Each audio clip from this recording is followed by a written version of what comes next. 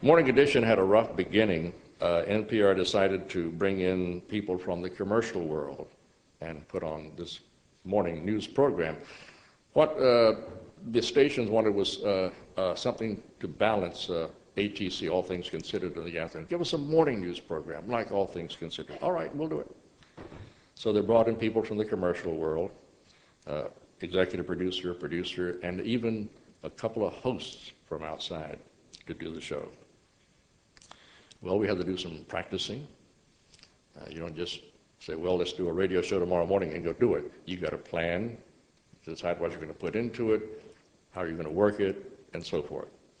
And we did that, and we began to do some dry runs, and pretty soon we were sending some samples out to the stations.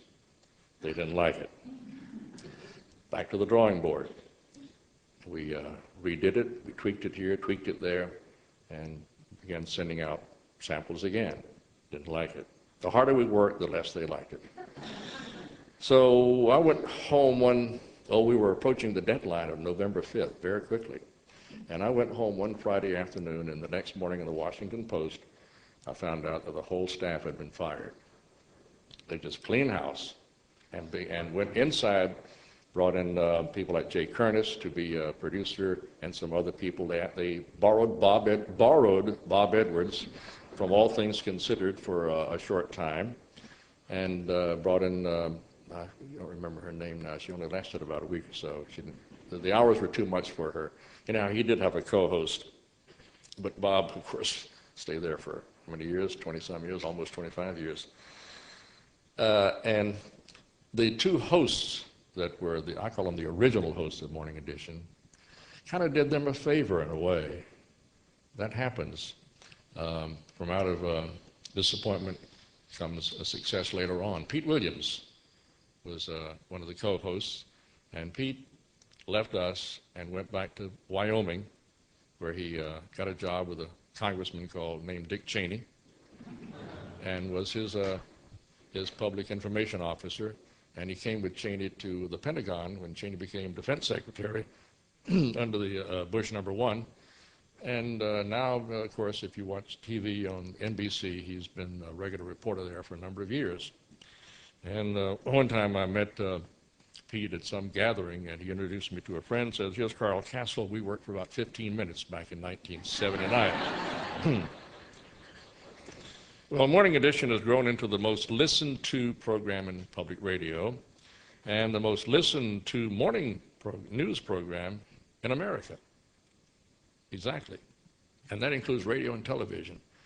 As a matter of fact, last count, we had more listeners than, excuse me, the Today Show, Good Morning America, or the CBS Morning News combined. So,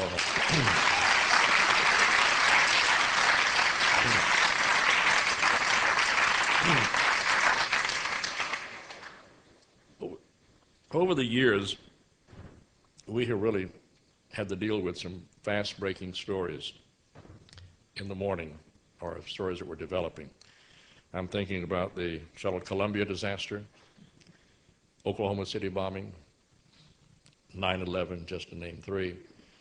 And then we had the fall of the Berlin Wall, which we were following very closely, as it seemed like the East Bloc was just falling country by country, day by day by day. And I'm told that one of the big factors was the fact that you get American television over there. And they were fascinated with Dallas. Why don't we have more programs like that over here? Anyhow, it was getting close in Berlin, and I was talking to my colleague Gene Cochran one day, and I says, when will this wall fall? She said, I bet it falls today. And I said, no, it'll be another week or so. It's going to be today. No, another week or so. So I went home. By the time I, please excuse me, I don't know what's happening. Call my doctor. Jean was on the phone. She says, guess what? The wall had fallen that day. A few years earlier, I was very lucky. I have a friend who lives in Berlin. He's German.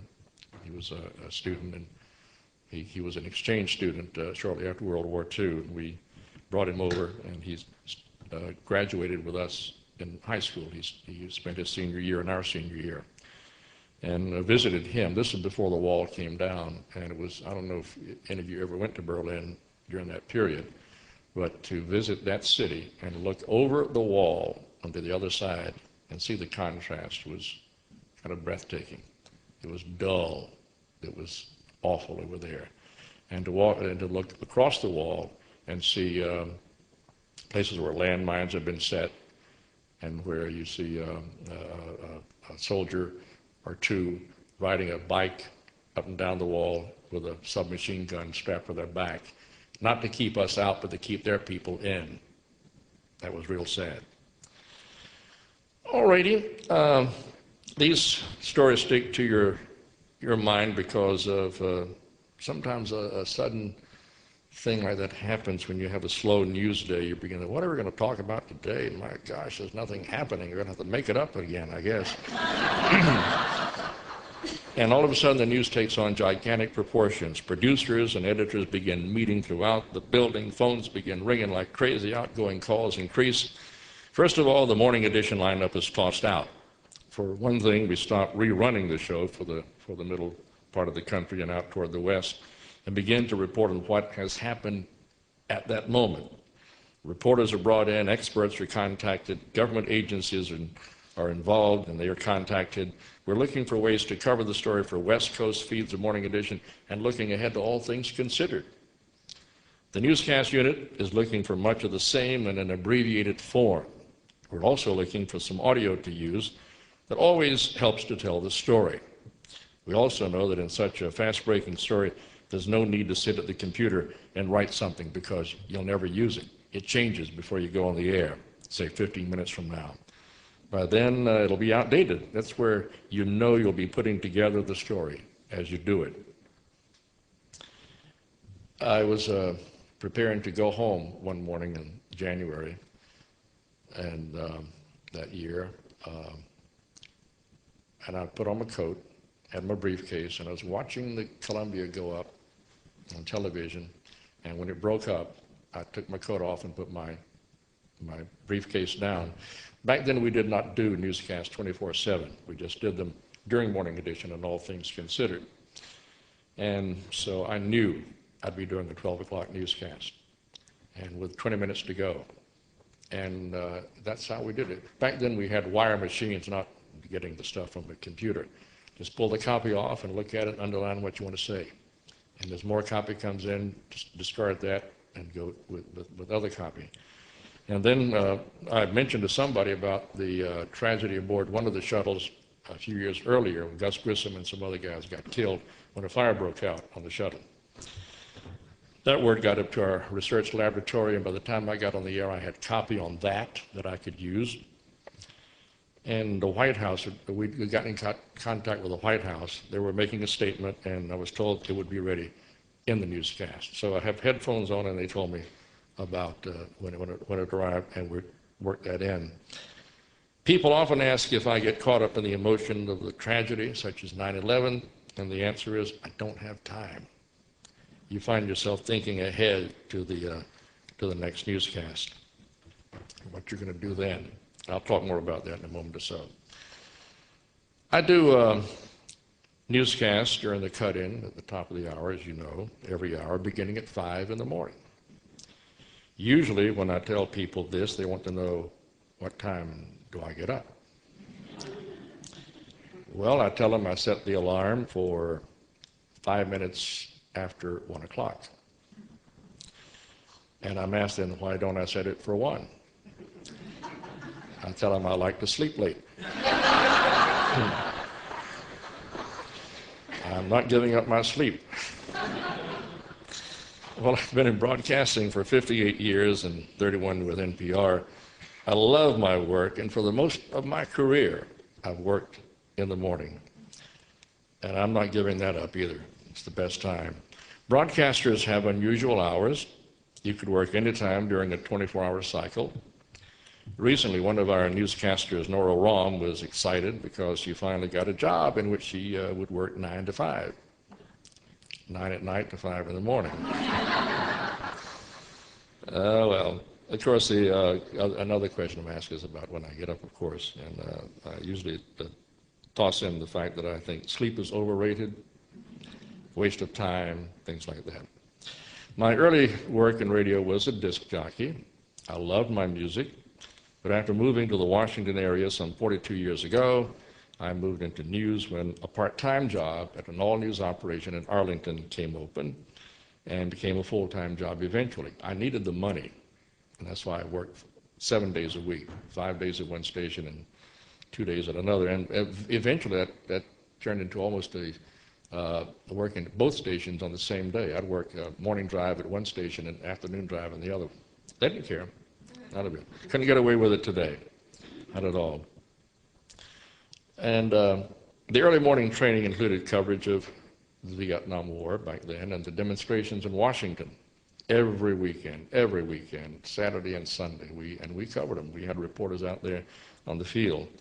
The assassinations of Bobby Kennedy, Martin Luther King Jr., and Watergate came along.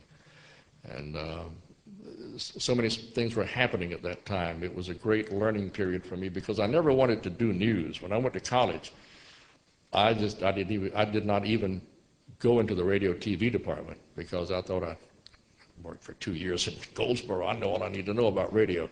So I studied everything I could, history, geography, courses like that I thought I could rely on later on. And so where am I? I lost my part. So I had that little background, but learning this new field, journalism, at a time when so much was happening was the time to learn it if you're going to do it.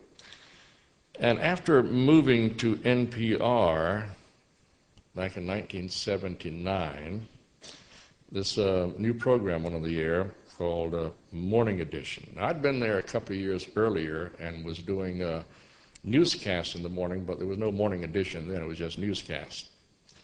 But Morning Edition came on, and our first big story in November of 1979 was what? Anybody? The Iran hostages. That happened, our first big story, the takeover of the U.S. Embassy in Tehran.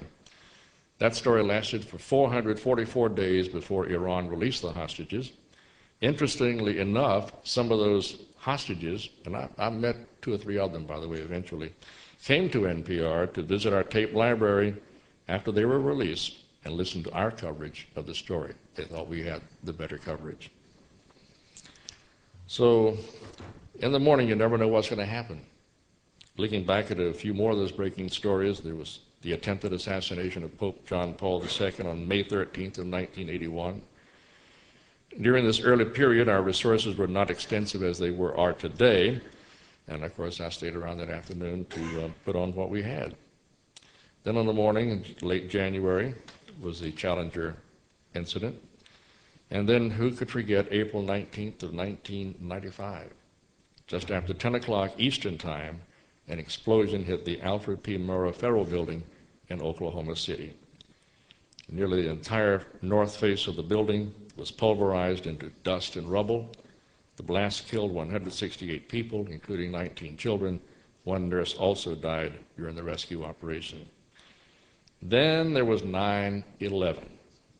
On September 11th, 2001, 8:45 in the morning, I had my 9 o'clock newscast already prepared, and I left the newsroom to get my coffee mug refilled, not knowing that in a little over a minute, the course of American history was about to change. At 8:46 and 26 seconds, American Airlines Flight 11 smashed into the north side of the North Tower of the World Trade Center in New York.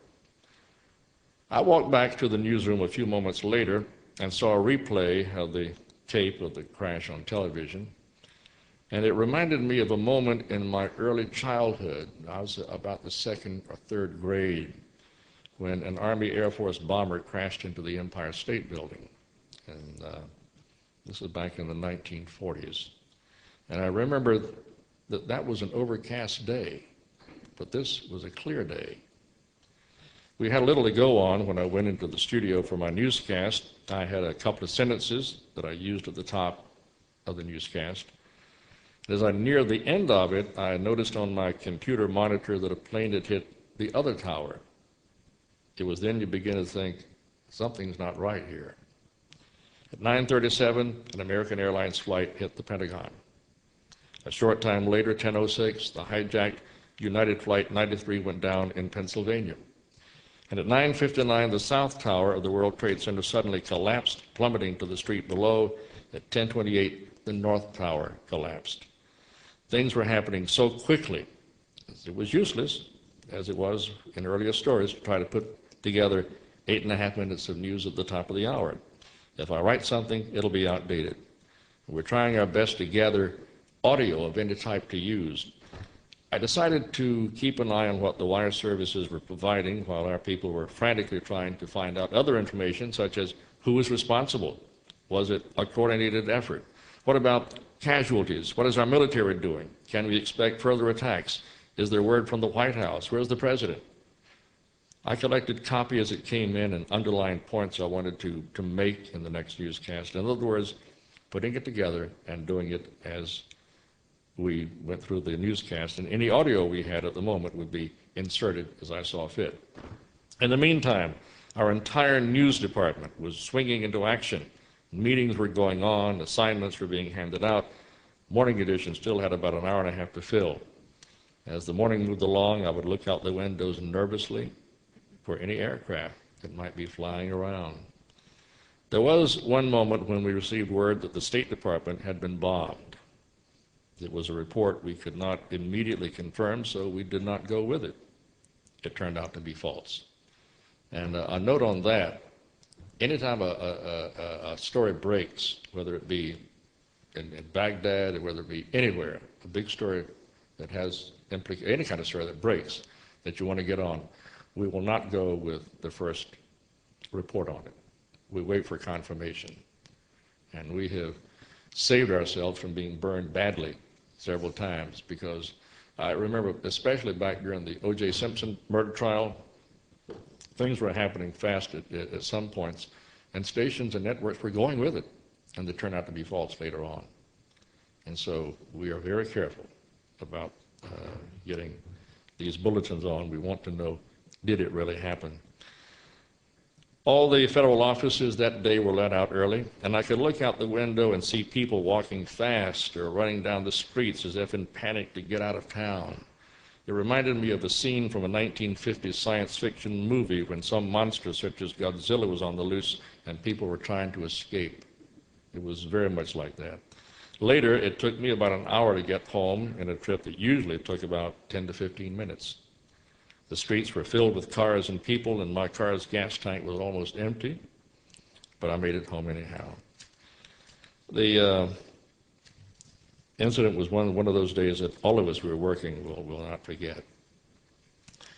Well, anyhow, moving along to something else, about 11 or 12 years ago, I was in Boston at a public radio program directors meeting, and a number of NPR on-air personalities were there.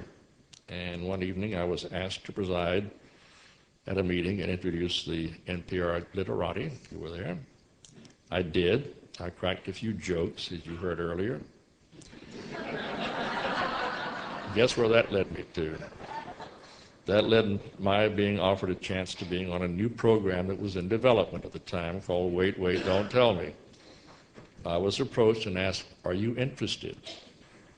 I grabbed it because that's the kind of program I grew up on, listening all the time to the radio when I was a youngster from about, not. And the quiz programs like Truth or Consequences, People Are Funny, and others like with Art Linkletter and, of course, Ralph Edwards, they were great. I loved them, not to mention Burt Parks. And I thought one day, maybe I can do that. And by golly, I'm doing it. Not like they are. That's Peter Sagal's job, but I'm the George Fenneman. As a matter of fact, Doug Berman said that when he was given the job of developing a program like that, he thought back to the old You Bet Your Life program with Groucho Marx. And he said basically it was a comedy program, and they built a comedy show to display his comic talents and use the jokes that he would make up all along. So it was basically a comedy program. That's what he wanted to do. And he did. If you listen to our panelists like Paula Poundstone, Mo Rocca, Roy Blunt Jr., they're funny people. And we just have a quiz program designed to display their talents and get their humor out. But you had to have somebody serious, as I always say, somebody with class, somebody with dignity, things like that. And so I took the job. And but it's a terrible thing. We have turned out some T-shirts recently, and I know this got some blue T-shirt with a logo, and written on the sleeve here is NPR without the dignity. But I try. Well, anyhow, at the beginning, we were looking for ways to define ourselves. It had to be a program that involved listener participation. And it had to deal with current happenings, but how would we go about doing it? We failed miserably at the beginning. It was a lousy program. I have a copy of it on a CD at home I listen to once in a while, and it was terrible. We had one host that didn't last too long. Not his fault. He just wasn't the kind of guy. He wasn't fit for this kind of job. Peter Sagal was a panelist at the time, so he was given a shot at the program, being the new host, and it worked out great for him. So he came along, and Peter can make jokes, if you listen to the program, about the top of his head, one behind the other. He's very quick. And he learned to apply that, but what would we cover? What would we talk about? And then, like he's often said, it was like manna from heaven. Here came the name of Monica Lewinsky. Viagra. And of course the Bush administration later on. It was then that we realized as long as we have governments, federal, state, local, as well as foreign governments, we will have material. And when we learned back in April that we had won the Peabody Award for Wait Wait, don't tell me.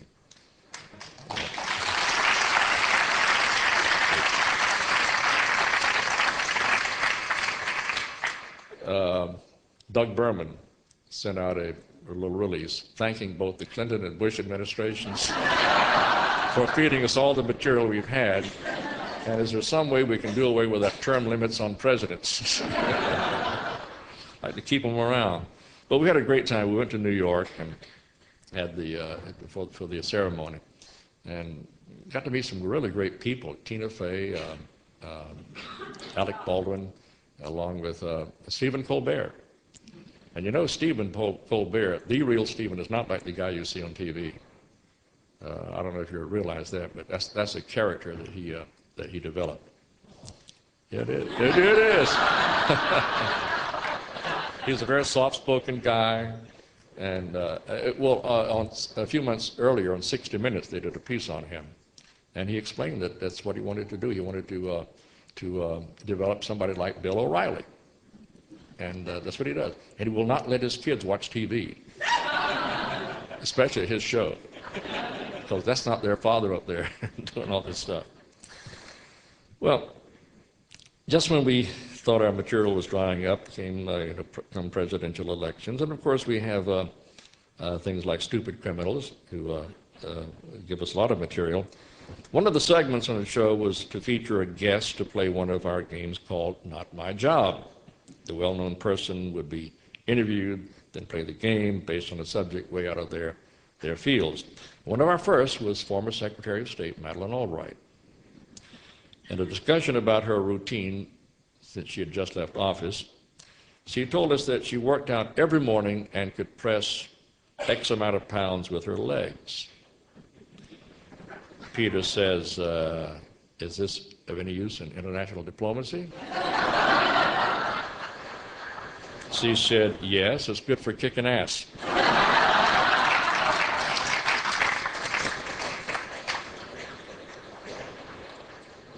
That quote made the newspapers that weekend, and soon Madeleine Albright's comedy career was launched. She could be seen on The Daily Show, The Tonight Show, David Letterman, and as a matter of fact, she came back on our show about 2 years later again, and boy, just as funny. Great sense of humor. And as we found out, a lot of people, well-known people, listen to us. For example, through a mutual friend, Peter's friend out in California, we found out that Tom Hanks is a regular listener. And that led to an appearance on our show, of course, and he really was funny. The guy's got a great sense of humor, if you remember it. When we found out that NBC anchor Brian Williams played the game with us on the weekends, that led to his appearance the following week. And boy, Brian's got a sense of humor, I'll tell you. He's one funny guy. One of the more recent guests was Supreme Court Justice Stephen Breyer. And here's how that happened. We were doing the show in Berkeley almost 2 years ago. And Linda Ronstadt was going to be one of our guests. And she showed up that night, brought a friend and the friend's husband. And I'm talking with the husband, and we're chatting, and he handed me his card. I didn't look at it, really. Well, you get involved in a conversation. You don't want to break it up. So I said, "Oh, what do you do here?" He said, "I'm a federal judge." I said, "Well, that's just a step to the Supreme Court, isn't it?" He said, "No, my brother's done it." Flipped the card again, Breyer. And found out his brother was Stephen Breyer. And as the conversation went, we decided it'd be a great idea to have his brother on the program. And he thought it was a good idea, too, because he listens to the program quite often, the judge out there, David, I think is his name.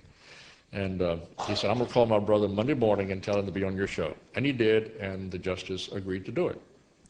So he came on. If you heard it, you remember some of this, but the first question was, why would a distinguished jurist like you appear on a program like this to answer some dumb questions that we're going to throw at you? He said, "Well, my sister-in-law wanted me to do it, and I want to keep peace in the family." But anyhow, he became the first sitting Supreme Court justice to appear on any quiz program of any kind ever. So that was a first for us. And he was funny. And boy, did Paula Poundstone pick up on the fact that she found out that he bought his robe. "You bought your robe?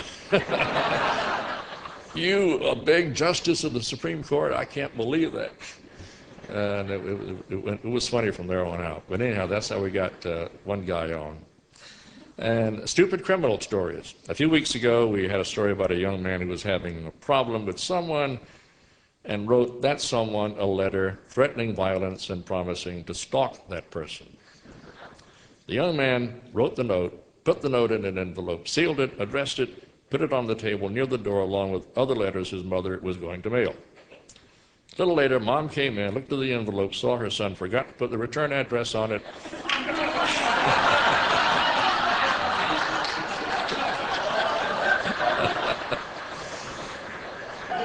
She did it for him. He's now serving time. I love that story. Or how about the stupid criminal who robbed a bank, ran outside with a gun in his hand, hijacked the car, only to find out he couldn't drive it, had a stick shift.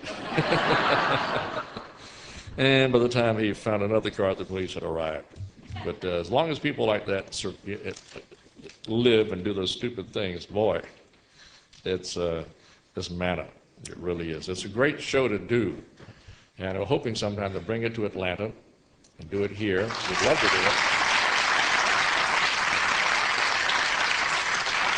And if you're ever in Chicago on the weekend or sometime on a trip up there, look ahead and you can get tickets for the show and come see us in the Chase Auditorium. It's always a lot of fun. We played to 3,000 people 2 weeks ago in Boston. And we always have sellouts wherever we go. And right now, almost a sellout every week in Chicago. I mentioned Andy Griffith earlier. A couple of other names I want to toss. I love the name drop because these people I knew, and I'm proud of having known them at one time and did some work with them. And they did pretty darn well themselves. Another one was when I was going to school at the University of North Carolina back in the early to mid-50s. There was another student there too who was he was like me. He wasn't studying the radio TV department. He was doing his own thing elsewhere. He wanted to be a writer, newspaper writer, magazine writer, but he had won a high school speaking contest earlier, a national contest, lived in Charlotte and worked with radio there for a while, Well, he was still about 16, 17 years old. And by golly, Charles Kuralt was a phenomenon when I met him. I thought I knew everything I wanted to know about radio until I met him. And I realized then how little I did know. He was so good, and he was a radio actor, good radio actor, by the way, and very intelligent young man, too. He majored in history, and he wanted to be, as I said, a writer. After college, he went back to Charlotte, got a job on a local newspaper, and eventually went to CBS as a writer. And then they found out he could do camera work, so they put him on camera, and they say the rest is history. But even today, we did a program in early 1953 after WUNC went on the air for the first time. It was a dedication program, and that led to many other programs, little half-hour dramas, plays that we did. But this dedication program, I think, is still on the WUNC website. If you ever go there, you can probably hear the program and also see that picture of both of us standing in front of a microphone, both of us 18 years old. Charlie had hair. I was tall and skinny. But those were great days, and I really I learned a lot working with those people. Then when I was news director at WAVA in Arlington, got a call from our memo actually, from the manager, not the manager, the owner of the station. He said that he had a family friend who had a daughter who was a journalism student at the University of Virginia, and that's 1976, and she was looking for an internship in the summer if you need some free help, he emphasized help. She'd like to take it, she'd be available. So I called up Katie Couric, and she came in, and we chatted, and she worked with us that summer and came back during the election in the fall and helped us out again. Great gal. And what you see on TV, that's Katie. It was back about 5, 6, 7 years ago. Willard Scott came by NPR. I met Willard early on after we moved up there. He's a great guy, really is. And he did something for us. And we chatted for a while, and I asked him how Katie was doing. She just lost her husband a short time earlier. He said, I thought she was doing pretty well. He said, but I'll see her tomorrow morning. I said, well, tell her I said hello. Oh, I'll do that. And he did. He finished his weather and said, Katie, I was in Washington yesterday at NPR, and I met an old friend of ours, Carl Kasell, said, tell you hello. And of course he did on the air. Within minutes, my phone was ringing. My sister, did you see TV this morning? Did you see? And other people calling me from everywhere, sending me email, and I never saw it. But that's the kind of guy he was, and I really treasure the days that I was able to work with and be associated with people like an Andy Griffith or a Charles Kuralt and a Katie Couric. They've meant a lot in my life. Those are my comments for right now, unless I can think of some along the way. I'd like to take some questions, and I'm sure that you have many, I hope, because I found out that I learned more from you, from the questions you ask, and maybe I can pass on something to you too. And then we'll have a little fun. I brought a bag of something over there, so we'll have a little fun with that.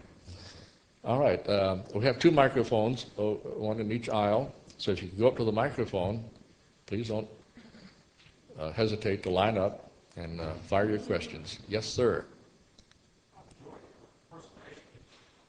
Do you have one that you'd like to give us this morning? A Georgia impersonation? No, on the radio. Like a Wait Wait? If I want to talk Southern, I can. If I go home and spend a week, I'm back in it. I can't help it.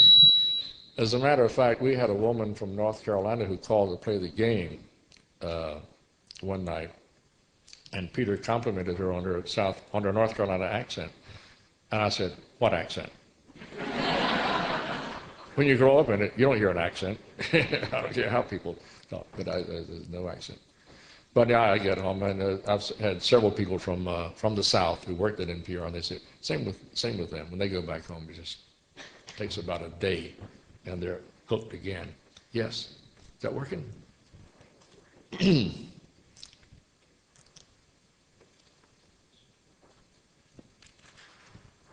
this is not an earth-shattering question, but I am very curious how you manage to get to Wait, Wait, Don't Tell Me. Do you appear in person Yes. on the show? Yeah. And you must have such a busy life in Washington, having to get up at 1:05 every morning. Oh, well, I do that Monday, Tuesday, and Wednesday. On Thursday and Friday, I belong to Wait Wait, and I sleep until about 6 o'clock or 6:30 sometimes. Lazy. I catch a 9 o'clock flight to Chicago, and we do the show that night. And the next morning, I sleep till about 6 or 6:30, get up and catch a 9 o'clock flight back to Washington. I see. All right, thank I you. do that every week. And the good thing about that is called frequent flyer miles. I love it. United, yeah. Started out with them, and I stayed with them. Any more here? My golly, we had a lot of questions. Oh, here comes one now. Yeah. To turn it on, yeah. Every time I hear Roy Blank's voice on Wait, Wait, Don't Tell Me, is he the same person who did the We'll Keep the Light On For You, Motel 6? That's Tom Bodett. Okay, but it must be his brother because they sound so much alike. No, that's Tom's line. You know, he said that when he began working for Motel 6, and they were coming up with the commercial, that they tried to come up with a slogan like that, and he had some ideas, and one of them, he said, what I thought was pretty good, but they said, no, we'll leave the key under the mat for you.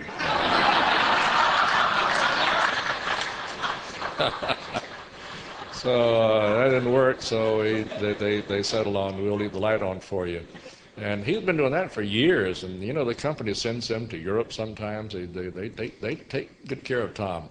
He lived in Alaska for a long time and moved to Vermont several years ago, and he's trying to turn Vermont into Alaska, I think. But he's really a great guy. As a matter of fact, all the panelists, I thoroughly enjoy working with them. They've all become friends, and we are one big happy family. As a matter of fact, let me throw this in. You'll enjoy this story. I'll be right with you in a moment. I remarried 5 years ago, okay? And I lost my first wife to cancer, and then I met somebody else. And it was 6 years ago that Adam Felber was getting married. And he sent me an email that says, Carl, would you preside at my wedding? Don't worry, we're getting married at City Hall in the morning. That's the marriage. You preside at the wedding that night. And I agreed. I said, you write the script? He said, yeah, I'll do it. He did.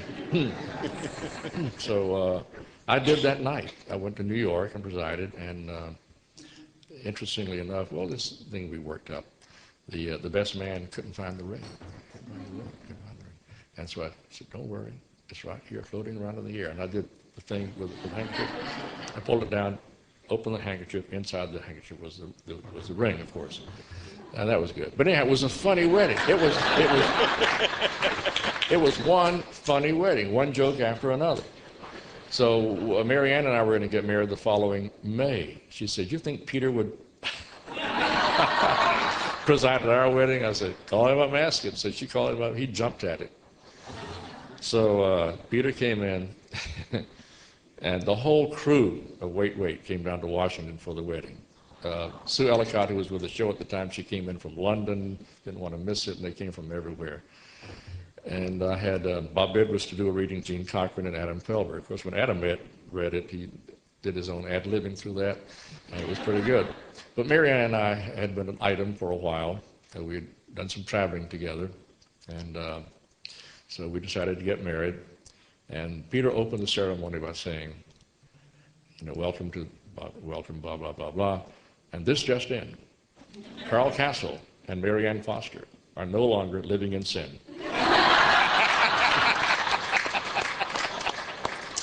Well, Roxanne Roberts had that in the Washington Post on the following Monday.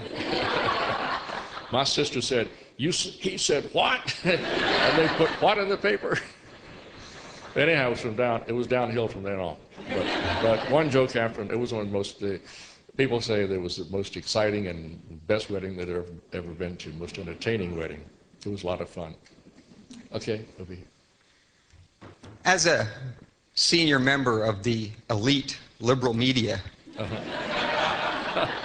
how do you suggest the people who are here combat the Bill O'Reillys and the yellers and the nonsensicals of talk radio? Well, you can begin by not tuning in.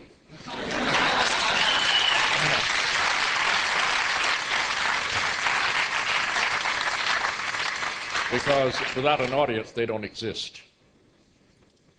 But we have to live with the people, my nephew, for instance, who does listen to them. That's a problem. If they could listen to NPR, a little. We tried. And listen to what the real story is, I think that might have an effect. He says the stories are too long.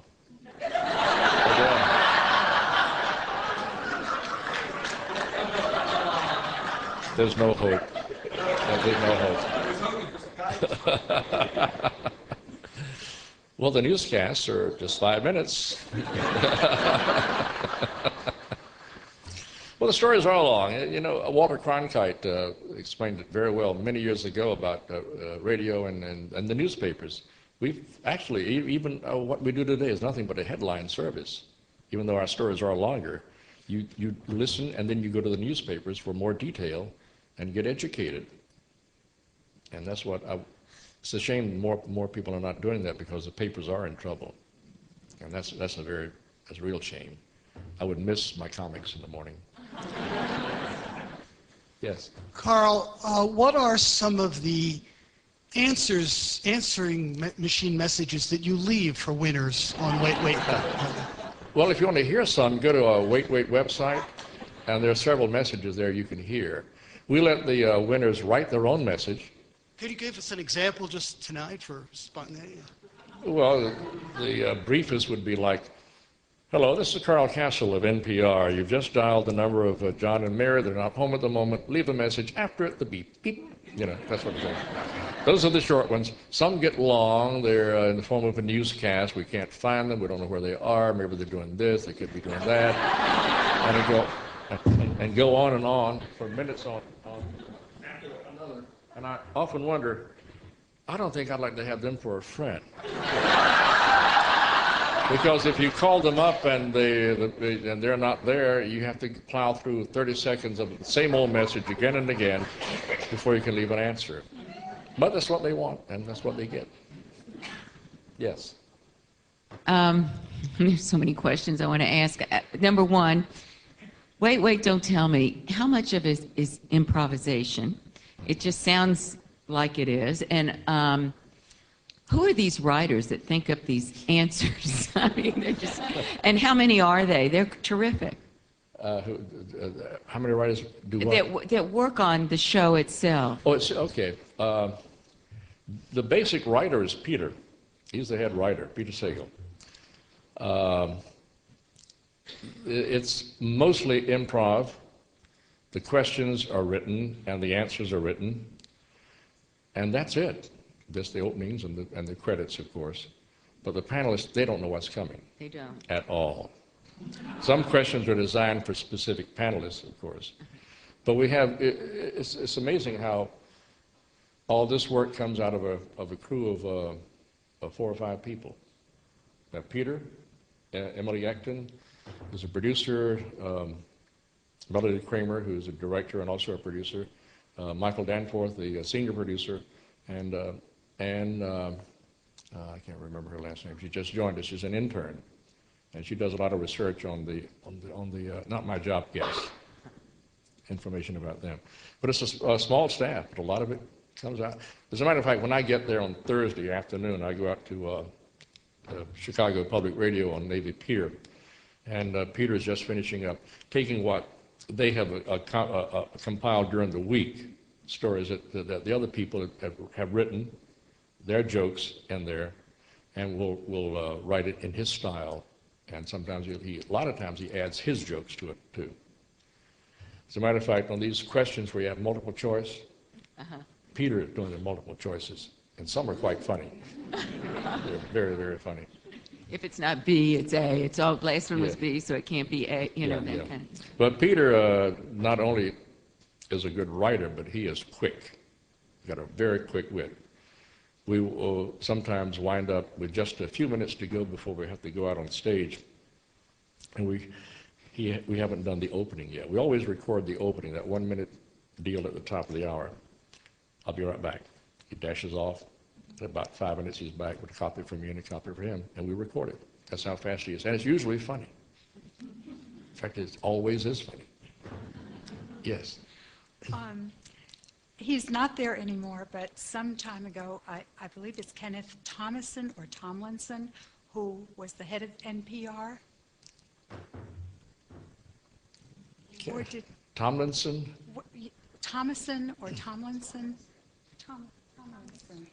Who was a political appointee, and he was the head of public broadcasting. The Corporation for Public Broadcasting. I'm sorry, yes, Yeah, Corporation for Public yeah. Broadcasting. I always wondered how people like yourselves ever dealt with such a difference of persuasion and opinion, if you will. The programs were always objective and intelligent, and it seems like his authority never went down to the It never got actual that far to yeah, us. which I was very, very happy about. Yeah. Was that a real rough time for you all? Or Not for us. I think it was more TV than radio. Oh, There I might have see. been some elements of radio there, but none of that stuff ever got to us. You have to do this or that. Right. They don't tell us what we have to do. We're given some guidelines. For example, right recently with Obama being elected president, how do we address him? We always address a sitting president as Mr. Bush, Mr. Clinton, but we're not doing that with him yet. So we're told to refer to him as President-elect Obama, and up until yesterday would be Senator Obama, the second reference. I don't know what they've decided after that. I'll find out when I go back. But those guidelines such as that we go by. And sometimes on pronunciation of certain words, we want everybody to pronounce, even if we disagree, pronounce it the same, be consistent so everybody sounds the same. As a matter of fact, we have a great research department. And if we have on the wire some name comes in we can't pronounce from a foreign country, we call them, and they have it for us within a few minutes. One of the best sources is Voice of America, which has an extensive pronunciation library. Okay, well, thank you. I was very happy when he was no longer there, you know. I didn't Not around anymore. Okay, yes. I think I speak on behalf of everyone in this room. You have no idea who I am, but I have coffee with you every morning.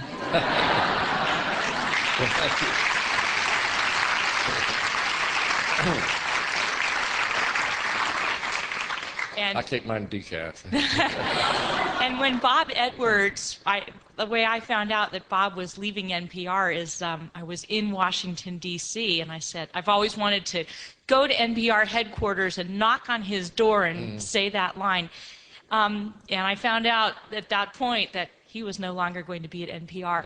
If we were to go into the headquarters of NPR, what would be there? What would we see? Who would be there when?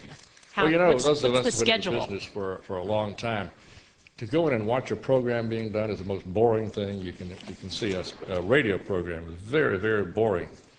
And so you can go into the studios, maybe a program's going on the air at that time, and you can see what's happening. Beyond that, there are tours, by the way. There are tours you can latch onto. And Alan Stone will take you all over the building, show you our research department, go up to master control. You'll see the other small control rooms we use for incoming audio, and you'll see the big studios. And usually they're empty unless you go there during a time when a program's on. If I have friends or acquaintances who want to come and see NPR sometimes, you know, maybe 1 or 2, 3 people, I get them to come in around 10:30, and then they can go in and see me do my last newscast and get an idea of how we do things. By then, of course, morning edition is being repeated, so that's on not tape nowadays, but in the computer. It's also seamless, and I'm sure for everyone in the room, it feels like Jamie Tarabay or Ann Garrels or all these people. How do you so seamlessly weave everybody in when it's different times all over the world, and it just always works so perfectly? Well, a lot of that's taped. Okay. It's recorded. Okay. If we can bring them in and record and edit it, for time, then we'll do that. If the situation presents itself where you have to have a live reporter on the phone, we can do that also, but we prefer to have it recorded beforehand. Yes. I was just wondering which presidents you've met and who left the best impression and why. Well, I've met Jimmy Carter, met Bill Clinton, and I introduced President Bush last year at the Kennedy Center Honors. And I have met the president-elect. He was on our show about 3 years ago, Barack Obama. He was the guy that you really came away with a great impression. He was so funny and charming. And interestingly enough, after he finished being with us, as he walked off stage, Peter said, folks, there goes a guy who's going to be president one day. And it was right. And the reason he came on our show was he called up. He heard something the previous week that he wanted to set the record straight on. So he came there. And Peter, reminded him that he earlier had taken a position against kindergarten graduations and 8th grade graduations. Why, Senator, are you against it? He says, well, look at it, Peter.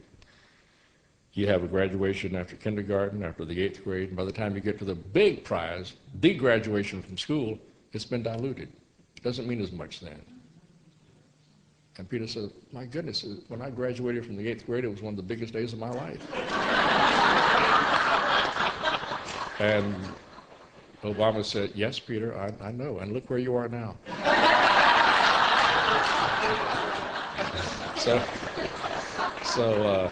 Yeah. When I met Jimmy Carter, he had come to NPR for a visit. He stuck around for part of the day for interviews and so forth. And I just met him at the elevator, and that was it. I had his book, he signed it, and we just exchanged hello, how are you, and so forth. A few years ago, when the Clintons were in the White House, they agreed to host an anniversary, NPR anniversary. And we put together a program that was full of stars, Jason Robards, Kathleen Turner, Beth Midler, people like that performed that night. And we were told that the Clintons would be available until about 9 o'clock, and then they would leave. Not Bill. He was there till, well, when my wife and I left about 11:30, he was still gabbing with a bunch of people. He just loves that sort of thing. And he and Hillary were very nice. They both supporters of public radio, by the way. And he mentioned in an earlier speech where I attended when he was talked about when he was governor. He listened to Morning Edition every morning. And I know when Hillary would go to WAMU studios and be on the Diane Rehm show from time to time, she knew everybody there. She knew their names on the air, and also at NPR. So they are big supporters of public radio. Hi there. I teach high school for a living, and I just wanted to know if there's any advice that you would offer to this generation of teenagers growing up, other than listen to NPR. Yeah, read a lot.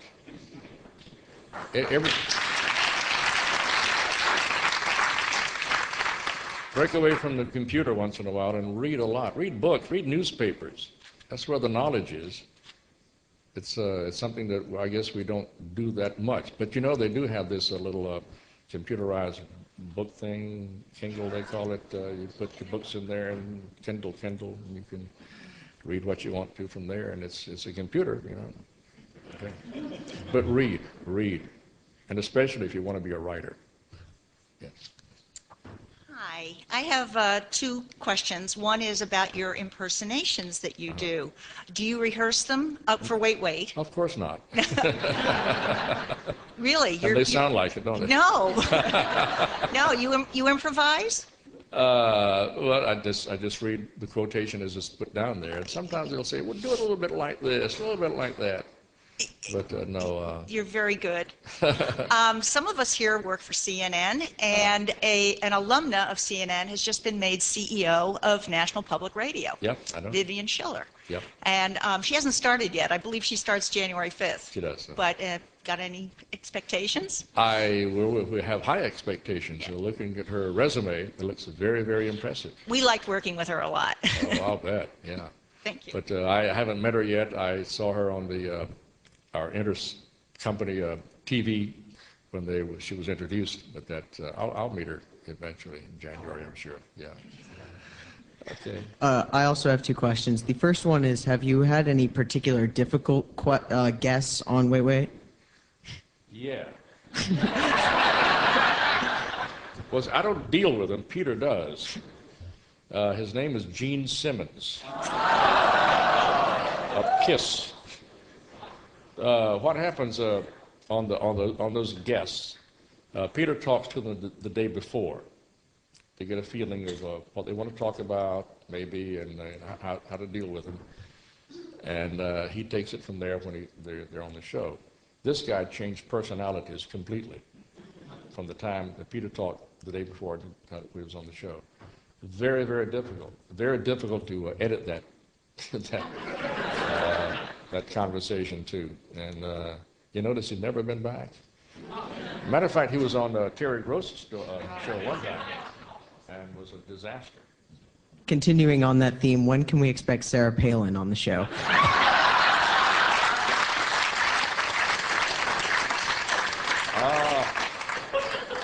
Anytime she wants to come on.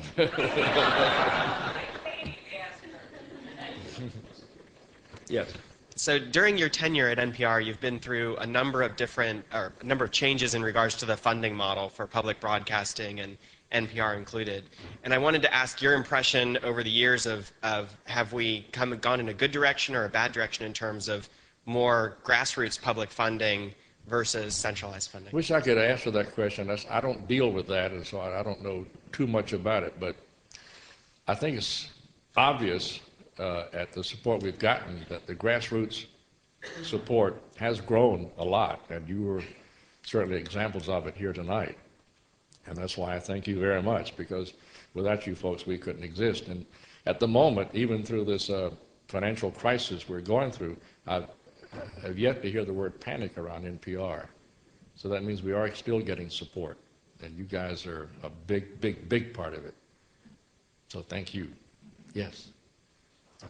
So I'm just curious, if you belong to Morning Edition Monday, Tuesday, Wednesday, will you be on the air tomorrow? Will I be on the air tomorrow? You haven't been listening. Well, anyhow, on a trip like this, you didn't hear me this morning because I caught a plane at 7 o'clock, and I fly back tomorrow morning, so I won't be on there tomorrow morning. And as far as during the regular week, I'm there Monday, Tuesday, and Wednesday, but Thursday and Friday, like I said earlier, I belong to Wait Wait. Yeah. Any more? Wow. Pretty good audience there. Let's see what I got. Let's see what I got here. Somebody can take care of this for me. I'll let you. Don't open. Do not open.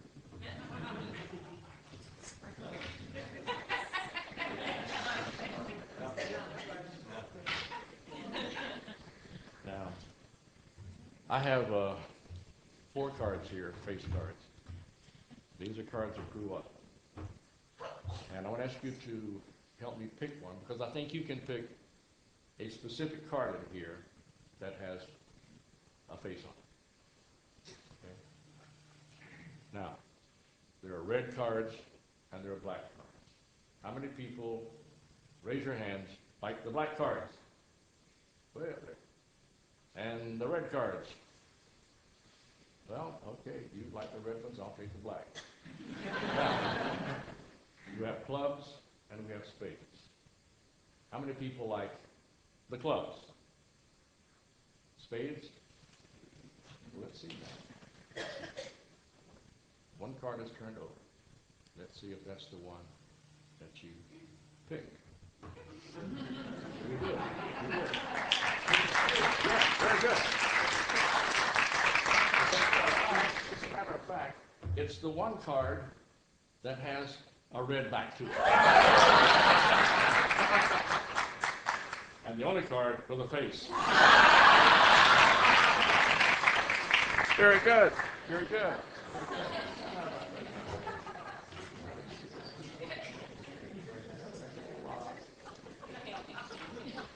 We have the fabulous Chinese linking ring. Now I'll need some help on this, but I'll call you up as I need.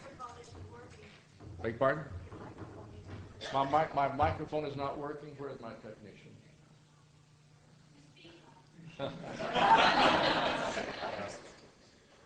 It's not working at all.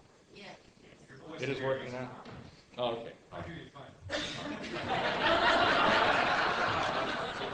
I have one, two, three, and four. Now, how do I do this thing? No. Let me put these aside for a minute. I'll come back and figure out what I do next. Oh yeah, I know. I need somebody. Maybe you. You look at that and see if there's a break in it, and there is any kind of tear or something that is not solid. Is there a hole there or anything like that? Big hole there. If there's no break in it, then something like this would be impossible. See if you can take it apart. Okay. I haven't done this in a long time. You can just sit down. I'll come back to you later. But they go together so easy. It's interesting. That's right. And actually, it's an optical illusion because they're really not together at all.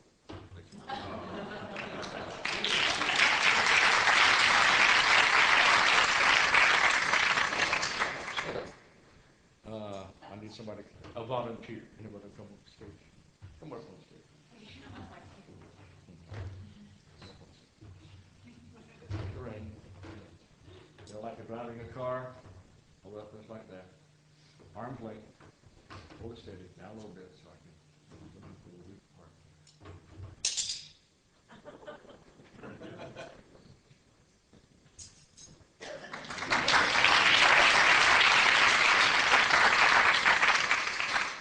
There's the ring, the rings, and the sound, the ring. Take away one.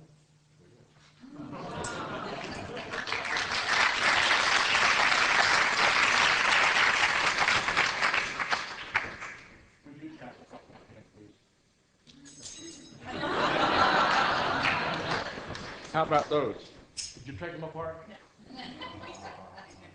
Okay, thank you very much. What I want to do right now is make a chain. You've seen the four rings, and you go.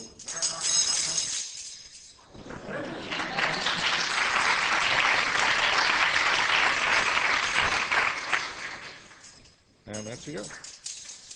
That's the ring.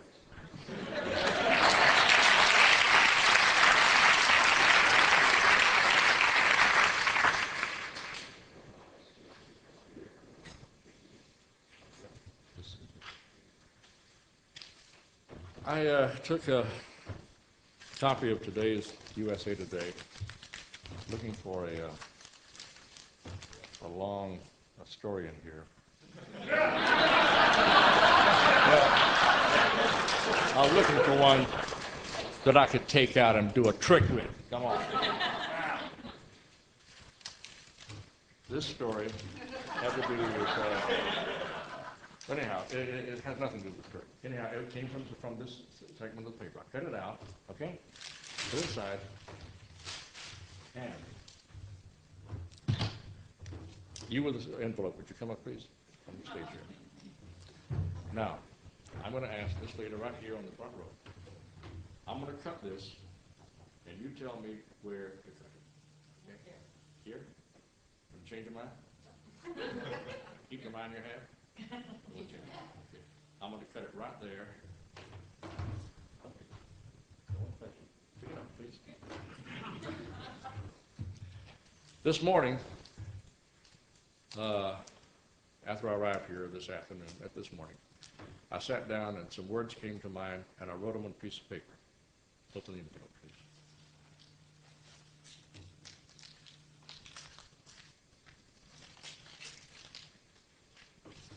Okay. I wrote something on the paper. Now, will you turn around and read to the audience where you told me to cut the newspaper? Democrat may seek to emulate that tactic. What? I didn't hear her. Democrat may seek to emulate that tactic. What did I write on the paper? Democrat may seek to emulate.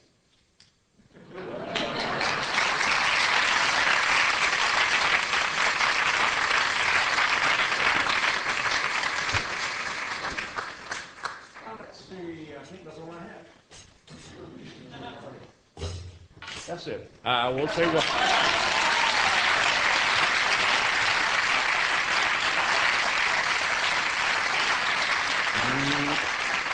I just want to say that I do birthday parties, I do weddings, and I have a couple of doves at home. And in fact, they're not working. My friend Barry Gordimer has some doves, and we can do about a half hour or so. So remember that, folks. Thank you all for coming out. It's been great.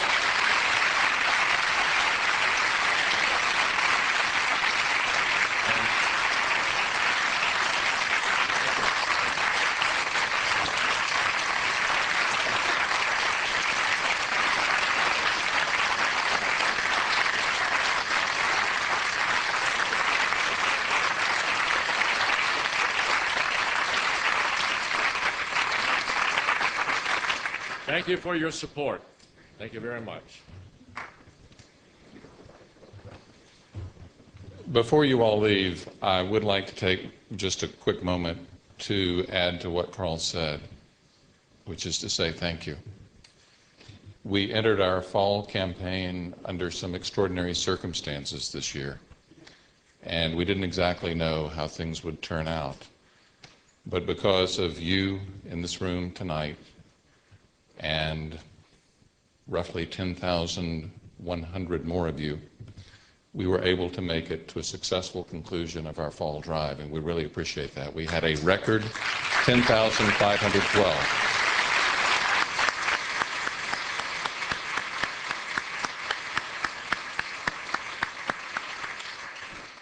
That really was an extraordinary number, because our Director of Development, Rennie Lindsay, tells me that the most people who had participated in a campaign prior to that was around 8,300, so 10,512 was a remarkable number, especially during the circumstances. So as Carl said, thank you every day for what you do.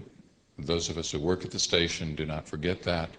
We're aware that we're able to do what we do every day because of you and your friends in the community who support us. So thank you for being here. Please step out and have some coffee and dessert, and we appreciate you being here.